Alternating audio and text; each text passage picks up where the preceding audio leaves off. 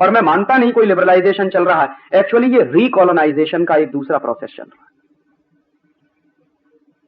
और उस लिबरलाइजेशन के नतीजे क्या निकल रहे हैं? विदेशी पूंजी के स्तर पे कुछ आया नहीं आपके देश में, जो कुछ आया उससे ज्यादा चला गया। और अगर एक दूसरा हिसाब और जोड़ना शुरू कर दूं कि फाइनेंशियल मार्केट में जो थोड़ी सी विदेशी पूंजी आ गई थी, उससे नतीजा क्या हुआ था? 100-150 रुपए वाला शेयर 1500 में पहुंच गया था, 2000 में पहुंच गया था। जिसको देखो वो शेयर खरीदने के लिए पागल था इस देश में। मुझे वो दिन याद है कि मेरे घर के सामने जो पान बेचता है इलाहाबाद में, वो रोज सवेरे सवेरे आता था, मुझसे पूछता था कि राजीव भाई आज एसीसी का दाम क्या है? तो मैं कहता था भाई तुमको क्या लेना देना एसीसी के? नहीं मैंने एसीसी खरीदा।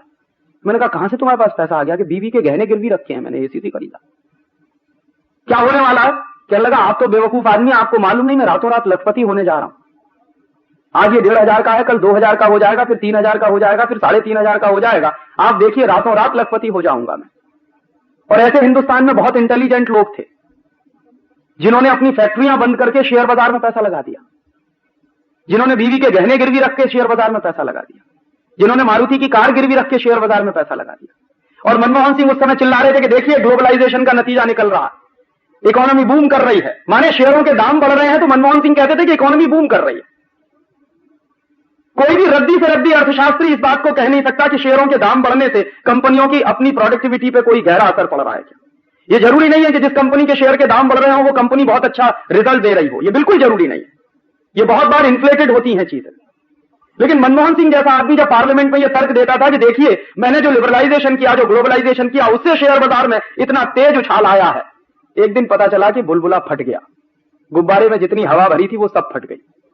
तो पता चला कि 2500-3000 पे बिकने वाला शेयर जमीन पे आके गिरा 100 रुपए में, 150 रुपए में, 200 रुपए में, कोई खरीदने को तैयार नहीं।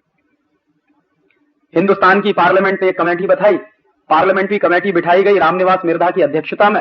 उन्होंने काम किया, 2-3 महीने में रिपोर्ट आई कि ये जो विदेशी पूंजी को हमने छोड़ दिया शेयर बाजार में आने के लिए, वो जो खोल दिया हमने शेयर बाजार में आने के लिए, उसी का नतीजा निकला कि उन्होंने पहले शेयरों के दाम बढ़ा दिए और हिंदुस्तान के लोगों ने क्या किया कि अपने खून पसीने की कमाई को शेयर बाजार में झोंक दिया ले जाके। फिर जब उनको जरूरत पड़ी तो यहां से लेकर उड़ गए, तो पता चला जमीन पे आके हम गिरे। कमेटी की फाइंडिंग्स है, ये मेरी नहीं, कि हिंदुस्तान में विदेशी पूंजी निवेशकों ने कुछ हजार करोड़ रुपए इन्वेस्ट करके हिंदुस्तान के लोगों का 70,000 करोड़ लूट लिया। इतनी बड़ी डकैती आपके देश में पड़ गई और आपने किसी ने एफआईआर तक दर्ज नहीं कराई। और बड़े बड़े इंटेलिजेंट लोग जो अपने आप को 30 मारखा कहते थे, जो कहते थे कि शेयर बाजार की नब्ज तो हमारी टिप्स पे रखी हुई है, वो सब मुंह छुपा के पता नहीं कहां दुबक गए, नजर नहीं आते। इसी देश में हुआ ग्लोबलाइजेशन और लिबरलाइजेशन के नाम पर कि एक एक कंपनी आई जिसने 400 करोड़ मार्केट से उठा लिया, पता चला कि वो कंपनी आज कहीं है भी नहीं।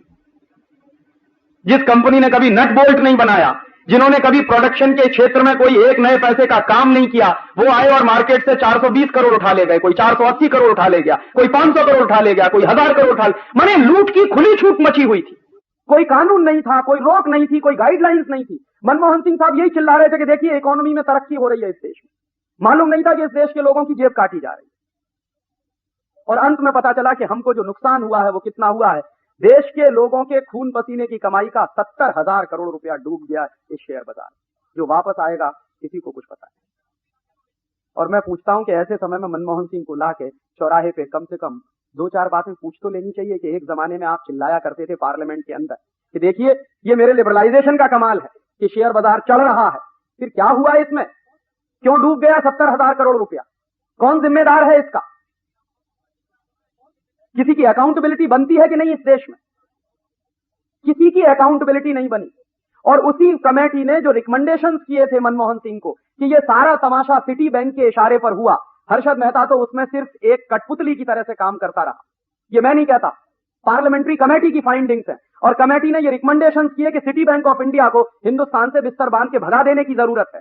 तो मनमोहन सिंह ने स्टेटमेंट किया कि नहीं, हम सिटी बैंक ऑफ इंडिया को अगर भगा देंगे तो गलत सिग्नल्स जाएंगे दुनिया में।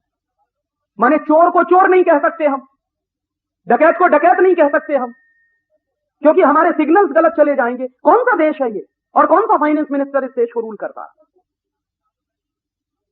दुनिया के किसी भी दूसरे देश में अगर अमेरिका में ही ये स्कैम हुआ होता, हिंदुस्तान की जगह अमेरिका को रखकर देखिए, और अमेरिका में ये स्कैम हुआ होता और काश स्टेट बैंक ऑफ इंडिया हमारा उसमें इन्वॉल्व होता, तो अमेरिकन सरकार ने 1 मिनट की देर नहीं की होती स्टेट बैंक ऑफ इंडिया को वहां से रवाना करने में। ये हम पॉलिटिकल स्लेव कंट्री में रहते हुए मैं कह रहा हूं इस देश में कि सिटी बैंक ऑफ इंडिया के बारे में सारे सबूत होने के बावजूद इस देश में सिटी बैंक ऑफ इंडिया को हिंदुस्तान से नहीं भगाया गया, क्योंकि मनमोहन सिंह नहीं चाहता।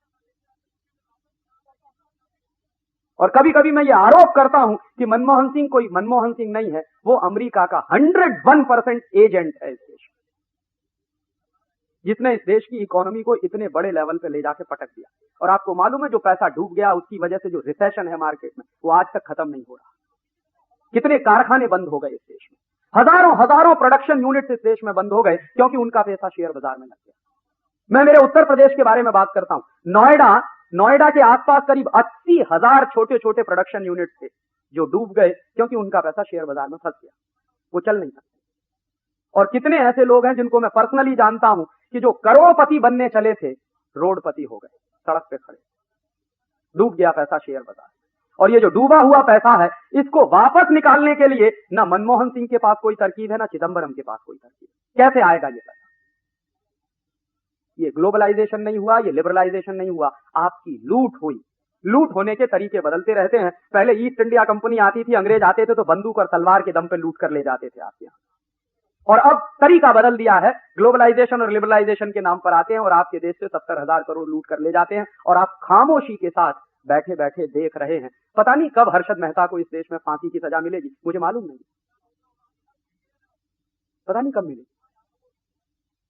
शायद हो सकता है 2 साल के बाद आप भी भूल जाए, मैं भी भूल जाऊं कि इस देश में इतना बड़ा स्कैम भी कोई हुआ था। और आप देख लीजिए, जब से ग्लोबलाइजेशन और लिबरलाइजेशन है तो ये स्कैम का ही है हिस्सा। जिसको आप ग्लोबलाइजेशन कहते हैं वो स्कैम का ही एक दूसरा हिस्सा। जितने तेजी से ग्लोबलाइजेशन चला उतने तेजी से इस देश में घोटाले चले। 91 से 97 के बीच में जितने घोटाले हुए हैं उसमें पार्लियामेंट की फाइंडिंग्स है, मेरी फाइंडिंग्स नहीं, कि हिंदुस्तान के लोगों के खून पसीने की कमाई का 70,000 करोड़ डूब गया। ये वो क्या, तो 20,000 करोड़ आया और 70,000 करोड़ हमारा डूब गया। ये है ग्लोबलाइजेशन का असली पिक्चर। कोई पूंजी वहां से आ नहीं रही है, आपका लूट करके आपके देश से ले जा